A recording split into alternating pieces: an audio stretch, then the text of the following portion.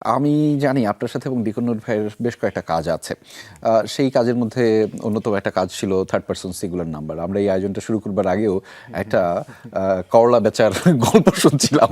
এই গল্পটা যদি একটু শোনাতেন দুজনই, ডিকন ভাই এবং আশরাফ ভাই, যে কোনো বলবো? একজন। হ্যাঁ, বলেন। ওখানে থার্ড পার্সন সিঙ্গুলার নাম্বার জনাব মুস্তফা সরোয়ার ফারুকীর পরিচালনা একটা ফুল লেন্থ মুভি। তো ওখানে আমার ক্যারেক্টারটা ছিল মানে অ্যাজ ইউজুয়াল অফিসে বস। তো বাপ্পি ভাই উনি আমার অফিসে কাজ করেন। তো একদিন হঠাৎ করে এসে উনি আমাকে বলছেন যে স্যার এটা নেন। তো আমি কি এটা? একটা কাগজ। আচ্ছা, বলে কি যে আমি আর চাকরি করবো না, এই নেন, এটা আমার রেজিগনেশন লেটার। তো আমি বললাম যে কেন, কি সমস্যা? বলছেন আমি কাজ করবো না, এর থেকে আরও অনেক ভালো ভালো কাজ আছে, যেখানে কাজের কোনো গুরুত্ব নাই, যেখানে রিকগনিশন দেওয়া হয় না, সেখানে আমি কাজ করবো কেন? বিকজ ওই অফিসে তিশা ম্যাডাম যে স্যার প্রমোশন হয়েছিল। হ্যাঁ, ওনার প্রমোশন হয়েছিল।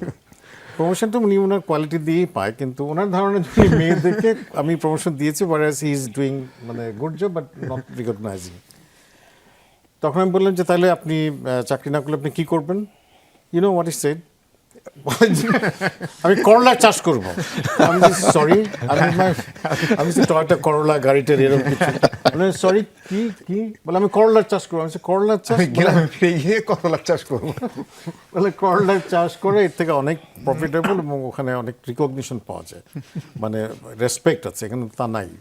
সো খুব সুইট একটা মানে ডিবেট ছিল। সুইট ডিবেটটা আপনাদের সাথে আবার অনেকদিন মিস করি। আপনাদের কি আবার কোনো কাজের সম্ভাবনা আছে একসাথে? এরকম আছে কি? এটা মনে হয় না। আমি যতটুকু জানি আমরা যে আপকামিং কাজগুলো ওখানে অ্যাকচুয়ালি কাজগুলো করার সময় না এটা আমরা তো জানি না। ডিসক্লোজ করে না, বলেও না। হ্যাঁ, যে শুধু কে বলে যে থাকে। দেখুন আপনার এই ক্যারেক্টার, আপনি হচ্ছে অমুকের ভাই কিংবা অমুকের বস, অমুকের বাবা, আপনার এই ডেট এই রে। তখন আমি অবশ্য কোয়ার্টিস্ট কে জেনে নেই, বিকজ কোয়ার্টিস্টের সঙ্গে ম্যাচ হবে কিনা একটা ব্যাপার আছে। আর আপনার রিসেন্ট যে একটা কাজ, এটা আমাদেরই গল্প, সেটা নিয়ে অনেক আলোচনা, প্রচুর আলোচনা, বিশেষ করে সোশ্যাল মিডিয়াতে ক্লিপস ভাইরাল হচ্ছে, অনেক মিমস শেয়ার করছে ওইটা নিয়ে, এবং অনেকে বেদনাহত হয়েছে বিভিন্ন কারণে। আপনি কি ধরনের ফিডব্যাক পেয়েছেন? ছোট কোনো ঘটনা কি শেয়ার করা যাবে আমাদের সাথে?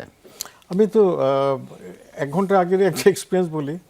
আমার মা গুলশানে ইউনাইটেড হসপিটালে, উনি ওখানে হসপিটালাইজড, আপনারা সবাই দোয়া করবেন ওনার জন্য। তো আমি ওখানে ওনার সঙ্গে দেখা করে যখন ফিরছি, প্রচুর লোকজন, মানে আমি এখানে আসবো খুব রাশে, কিন্তু 2-3 জন দাঁড়িয়ে দাঁড়িয়ে ছবি তুললো, হুইচ ইজ গুড, আমার কাছে ভালোই লাগে। কিন্তু একজন না, উনি আমাকে খুব মানে বলছিল যে আপনি আমার বাসায় একদিন আসবেন, আমার ছোট মেয়ে 6 বছর বয়স, সে খুব লাইক করে আপনি দিস অ্যান্ড দ্যাট, এরকমই ফিডব্যাক। তবে সবচেয়ে মানে কি বলবো, যে জিনিসটা মানুষকে টাচ করেছে, যে এটা আমাদের এই গল্প, এটা একটা খুব হার্ট ব্রেকিং একটা স্টোরি, স্পেশালি লাস্টের দিকে এপিসোড 59 এবং 60-তে, সরি 49 এবং 50-তে, ইউর রাইট। জি। আপনি বিশ্বাস করেন, এটা রেকর্ড, আপনি যে দেখতে পারেন যে একটা 20 মিনিট 21 মিনিট এপিসোড আপনার 2-2.5 কোটি লোক দেখেছে, ভাবা যায়? Real view, real YouTube view 25-30 million. তো আমিও আছি এর মধ্যে। হ্যাঁ, আমি আমরা সবাই আছি। আচ্ছা, হ্যাঁ, তো ওখানে একটা মানে আমরা এক্সপিরিয়েন্স শেয়ার করতে পারি কি না জানি না। জি। শিওর জি, জি। করবো? হ্যাঁ, ছোট করে। জি। সেটা হচ্ছে যে আমরা যখন শ্যুট করি, শ্যুট করার সময় যখন ক্যামেরা ডিরেক্টর বলে যে অ্যাকশন, তখন আমরা ওই অ্যাক্টিংটা করি, কয়েক সেকেন্ড পরে যখন বলে কাট, আমরা রিয়েল লাইফ ফিরে যাই। কিন্তু আমরা এই শটটা দিতে যে বিশ্বাস করেন, আমরা কাট বলার পরেও আমরা যে যা সিচুয়েশনে দাঁড়িয়েছিলাম, মনিরা মিঠু আপনটা আছে যে উনি তো আপনার ইমোশন লেডি, তো ওনার অ্যাক্টিং দেখে আমরা সবাই কাঁদছিলাম on the screen, sorry on the shooting. এবং পরে যখন আমরা বাসায় দেখি, আমি যখন দেখি, তো আমি, আমার মা, আমার ওয়াইফ এবং আমার মার একজন কেয়ার গিভার, আমি একসাথে দেখছিলাম। আমি একদম পেছনে বসে আমি কাঁদছিলাম। তারপরে আমি লুকানোর জন্য একটা বালিশ নিলাম, তো দেখি যে না, আমার মা, আমার ওয়াইফ এবং কেয়ার গিভার সেও কাঁদতেছে। মানে that was so heart breaking, beautiful. এটা ওরকমই ছিল আসলে।